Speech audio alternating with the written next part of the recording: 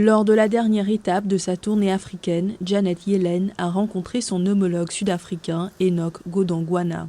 Yellen a fait savoir que les États-Unis valorisent beaucoup leur relation avec l'Afrique du Sud. The United States strongly values our relationship with South Africa. Les États-Unis apprécient fortement leur relation avec l'Afrique du Sud.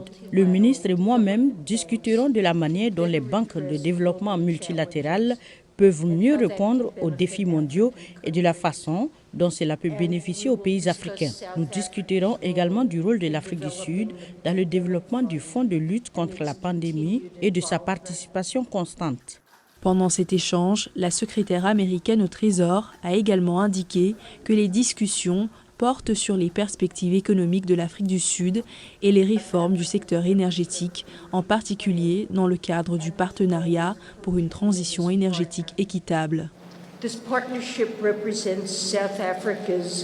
Ce partenariat représente le premier pas audacieux de l'Afrique du Sud vers l'élargissement de l'accès et de la fiabilité de son réseau électrique et la création d'une économie à faible émission de carbone et résiliente au changement climatique. Une initiative qui, selon moi, permettra d'alléger la pression fiscale considérable que le secteur de l'énergie fait peser sur l'économie sud-africaine et de soutenir une croissance économique forte. Quant au ministre des Finances sud-africain, Enoch Godongwana, il a mis l'accent sur le fait que les deux pays ont des relations mutuellement bénéfiques. Les États-Unis figurent parmi les principaux partenaires commerciaux de l'Afrique du Sud, avec un flux diversifié de biens, de services et de savoir-faire entre les deux États, servant de tremplin essentiel au développement des deux économies.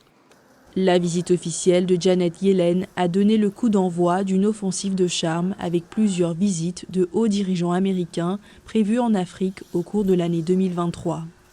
Ces efforts visent à approfondir les liens économiques entre les États-Unis et le continent et à contrer l'influence russe et la domination de la Chine en matière de commerce et de prêts avec de nombreux pays africains.